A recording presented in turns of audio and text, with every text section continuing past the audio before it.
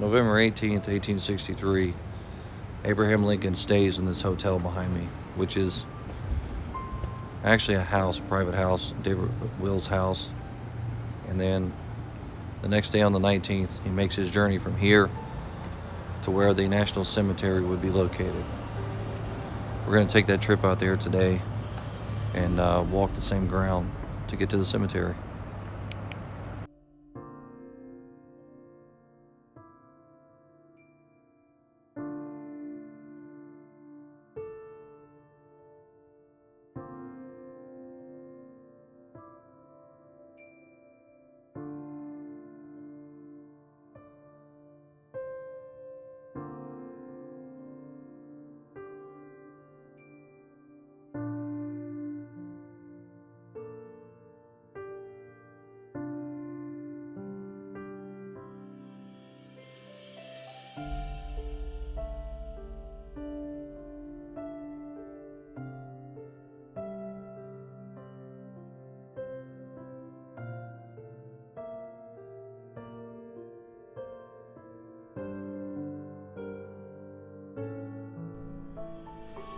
As we move along here on this walk, I'll try to go through some of the information about the battle and about how we get to the point of Gettysburg Address. 3 days in July of 1863, July 1st, 2nd, and 3rd, both the Confederate and Union Army met here at this place. The total strength was 94,000 men for the Army of the Potomac, and for the Confederate Army of Northern Virginia, 72,000 men. By the end of the 3 days' battles, the Union Army would lose 3,155 soldiers killed, 14,529 wounded, and 5,365 missing and captured, a total of 23,049 soldiers. The Confederate Army would have 3,903 soldiers killed, 18,735 wounded, and 5,425 missing and captured, for a total of 28,063 casualties. Over the course of that time, you have roughly almost 7,000 soldiers in the field out here dead. The amount of dead people, dead horses, dead animals, and the carnage that was on this field was great. It was massive. So it came a point in time when they had to figure out what they were going to do with all these bodies. Initially, a lot of soldiers were put in shallow graves on these fields, and through time, those bodies would resurface. But eventually an idea came up that they needed to create a cemetery for the Union soldiers that fought here.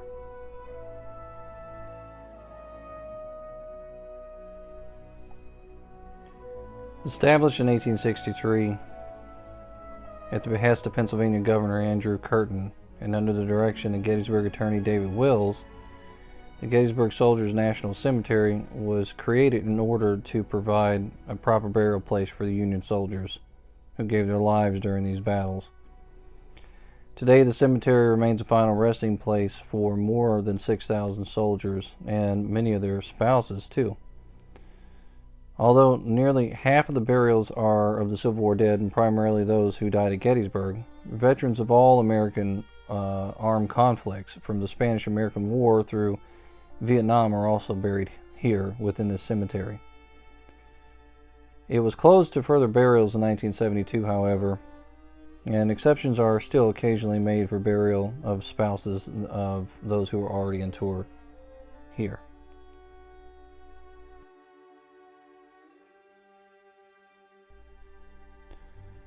Now, as you can see, as I move along here, I'm crossing the streets and I'm moving up the same pathway that Abraham Lincoln would have traveled going towards this cemetery that was planned out. On that day, there was a large procession, a parade, if you will, of soldiers and civilians moving in this direction.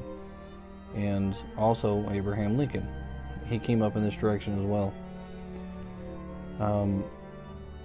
I'm sure as he was walking this way that he was probably feeling some sort of way. What exactly he was feeling we will never know, because nothing was ever written and he never really spoke about it, other than the few things that he said in passing to people. One can imagine walking around out here, there would have probably still been some sort of signs of battle scars and death and destruction out here in these streets and on these fields when Abraham Lincoln came to town. One witness to the battle actually said that the scene of horror and desolation which humanity in all its centuries has seldom witnessed. That's a pretty bold statement to say about any battle. The landscape itself was scarred and devastated and littered by debris.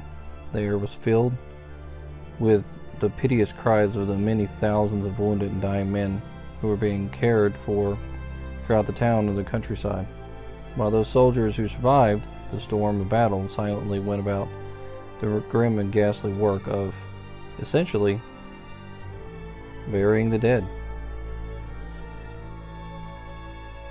Now, Governor Andrew Curtin actually traveled out here about a week after the battle, and he said the heart sickened at the sights that presented themselves at every step. The remains of our brave partially covered with earth, while others were left wholly unburied.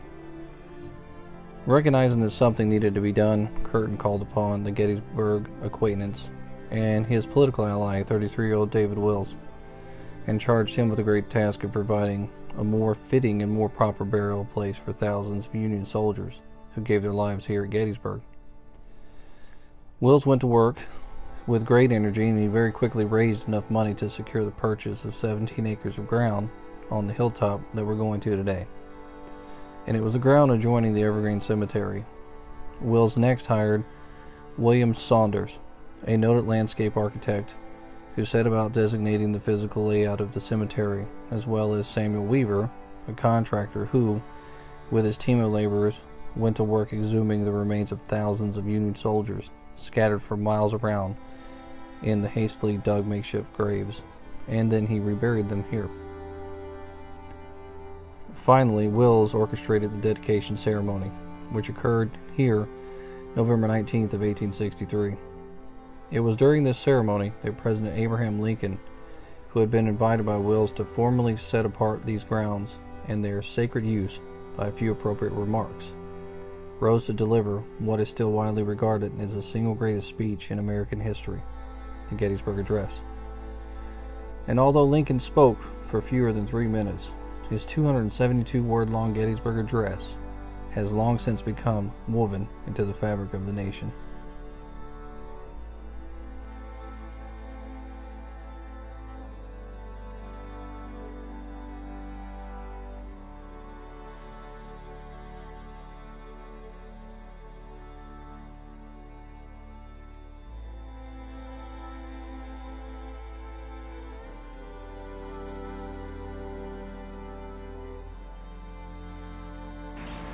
At the location I'm at right now, this tree that's behind me and the building is actually a witness to that march up here to the cemetery for Gettysburg Address.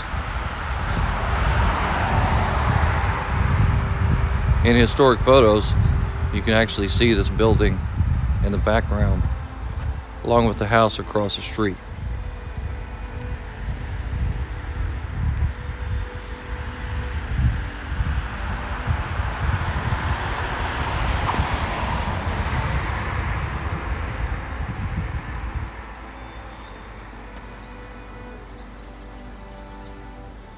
And that tree right there over my shoulder is a witness tree.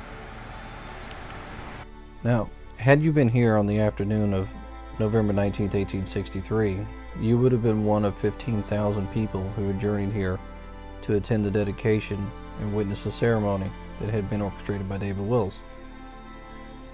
One of the witnesses here said that all about were traces of the fierce conflict.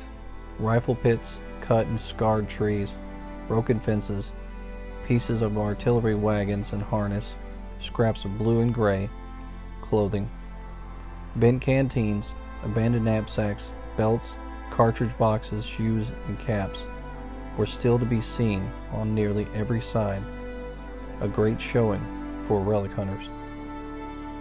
So you can imagine walking these streets, going up and down, and in the area that we're in right now, this is closer to the outskirts of town, so some of these houses were not here at that time.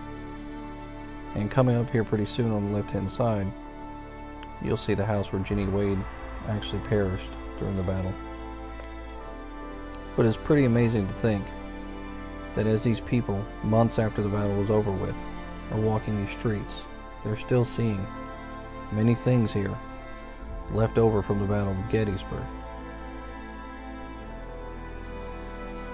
Now, on this day, you would have seen many governors of northern states out here, along with Edward Everett, the guest speaker.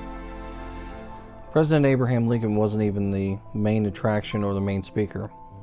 Instead, 69-year-old Edward Everett, like I said, was a former statesman and a one-time Secretary of State. He was the most noted and celebrated orator of his day. Everett was Will's first choice when planning for this event, which was originally planned and intended to take place October 23rd. Everett, however, declared that he would not be ready by that date and requested that the ceremony be pushed back, which explains why the dedication was November 19th instead. It was not even until after the change in the dates that Wills invited President Lincoln to attend and deliver some short words or appropriate remarks to formally set apart the grounds for their sacred use. So, fate would have it, Abraham Lincoln makes his way over here, just simply by a small request, and this is after the date was pushed back.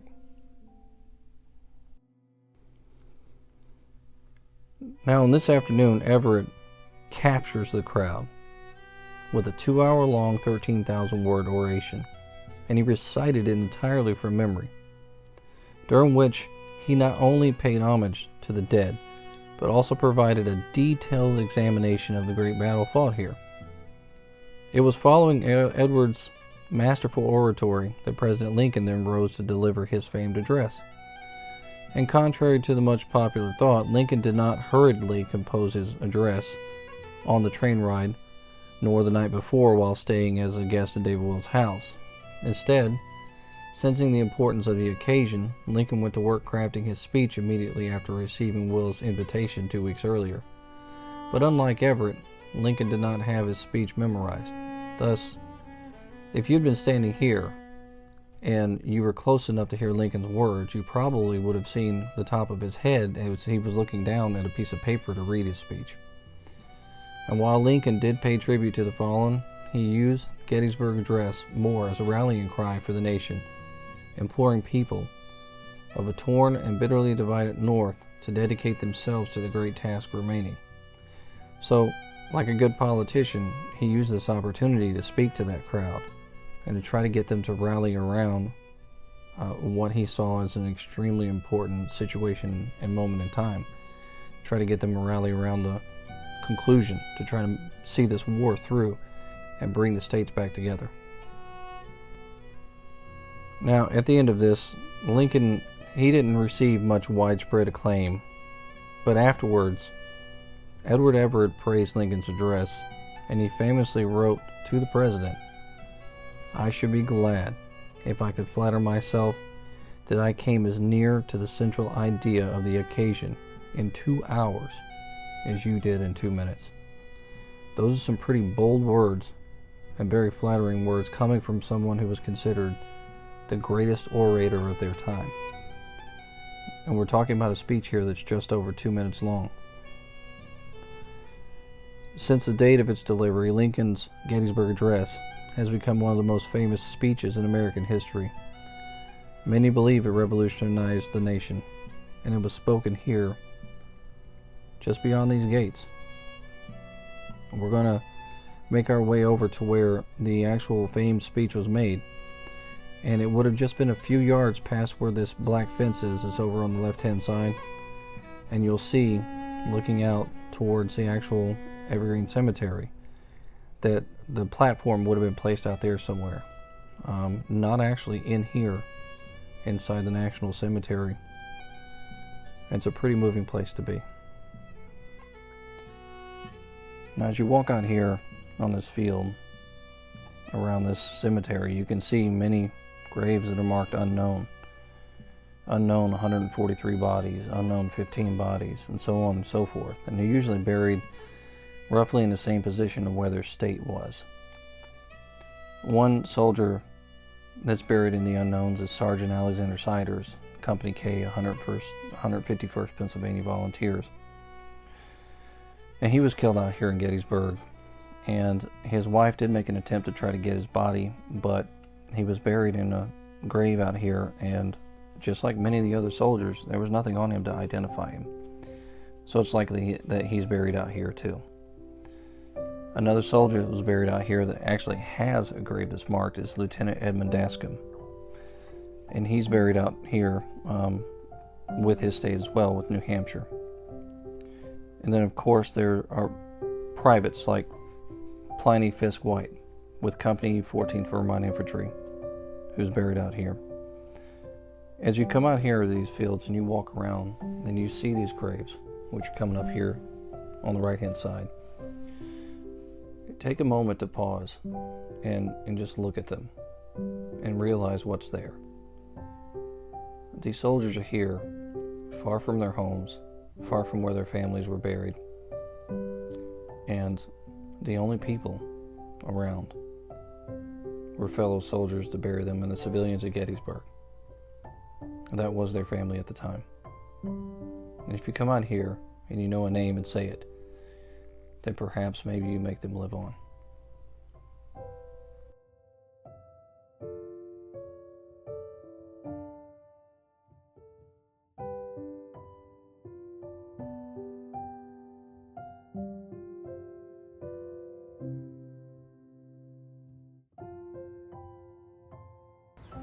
So here we are, early morning in Gettysburg, in the cemetery, and I'm roughly in the position where the platform would have been built for that famous speech, the Gettysburg Address. Some argue that it was probably the most famous speech in the world. When Lincoln was here and he gave that speech, the crowd went silent. Nobody made a sound for a short period of time after he sat down. And according to one eyewitness, he went to sit down and he talked to his bodyguard and he said, "It won't scour," meaning he wasn't pleased with his speech and that he didn't think that this speech was good enough for the occasion. But by all accounts, it said exactly what he wanted to say. And it was more with less words than the 13,000 words Edward Everett muttered here at the cemetery for 2 hours. And today we still talk about that speech. Many have it memorized. Not many know what Edward Everett said.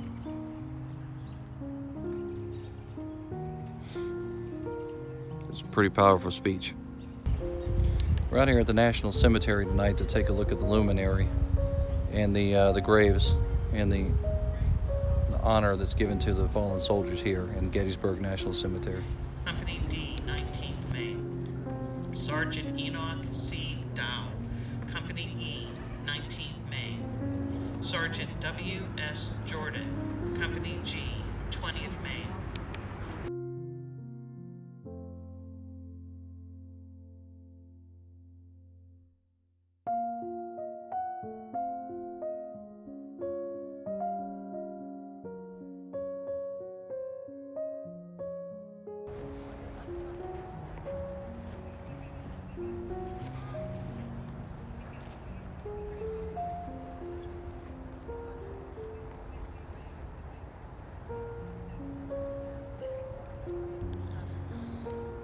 Being out here among so many lights,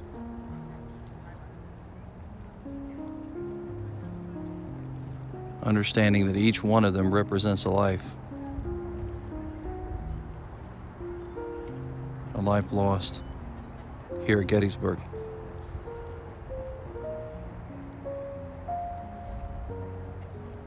It's awe-inspiring.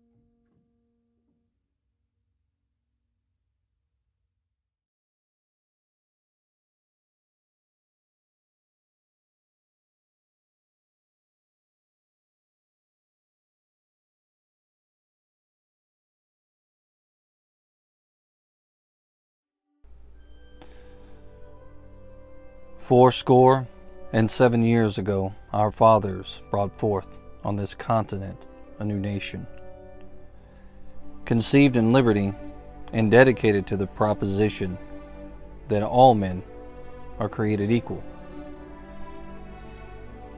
Now we are engaged in a great civil war, testing whether that nation or any nation so conceived and so dedicated can long endure.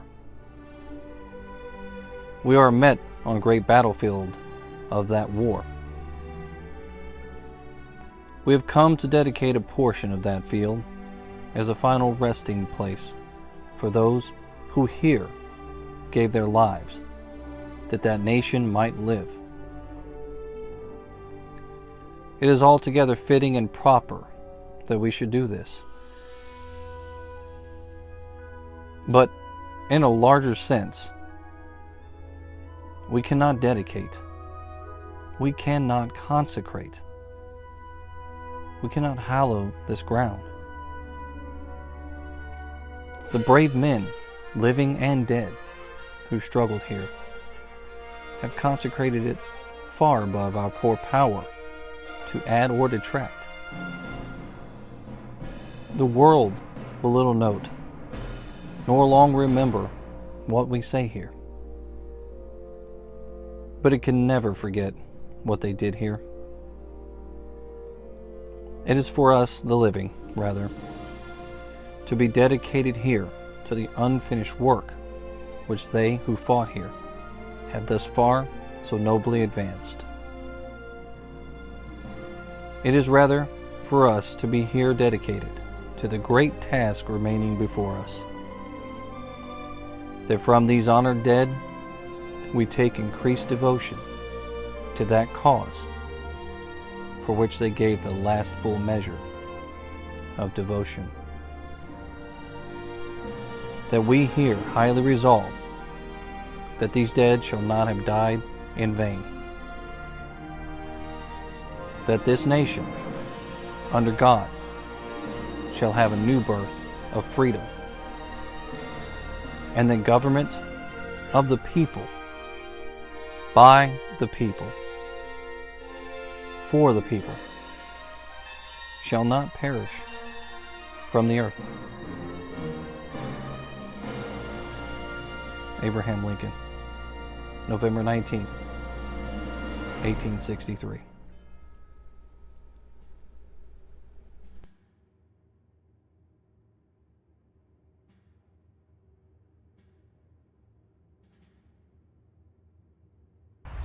Yet again, it's been another great trip out here to Gettysburg, as usual.